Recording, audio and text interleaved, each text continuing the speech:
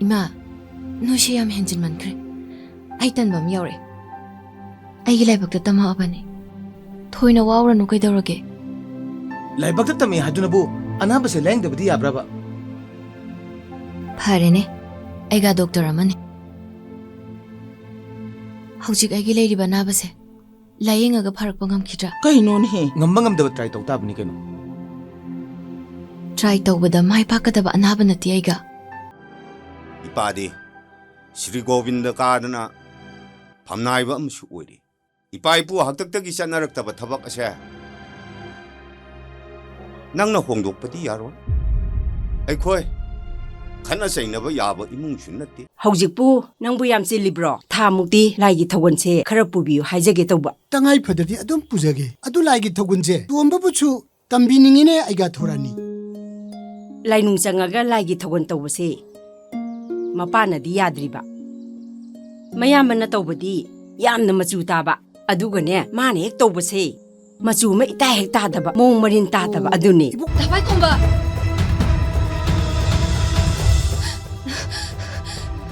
Dabai khomba. Nangai puraga karai da nom chatu lao. Aina tawdusi kai. Madu thibe yaro lao. Chachi lao ba. Nati Ebemma.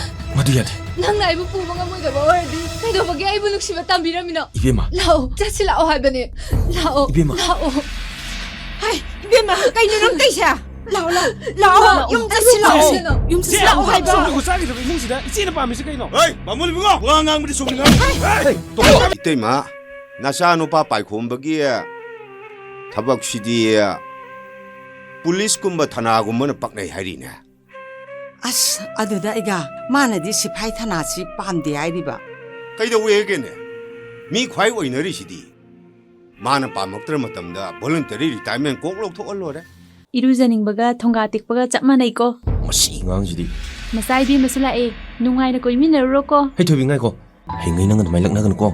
Aiga oi ta khraga lana khangine ba. Kanam khangoi he. Thoibe. Nanga tawri mawng do. Ima khoina chingna khini. Ahengoi nanga dumai tawgonu ko. Ga yam kuibirenu ko maira pai bi yam kalle handak matang sidi yam Mawala ai la kitang thuna lotion biro ai ga nang khalunu Aiga tumba nang nan giduri fasane henjile saluk tu sin baro nang thobu gi mi oi bai nang narai fak to faun Imagi bungo. Nang namay pang na halaw ko. Imana ne nang natabag pangagalak po do imangay ramke ko.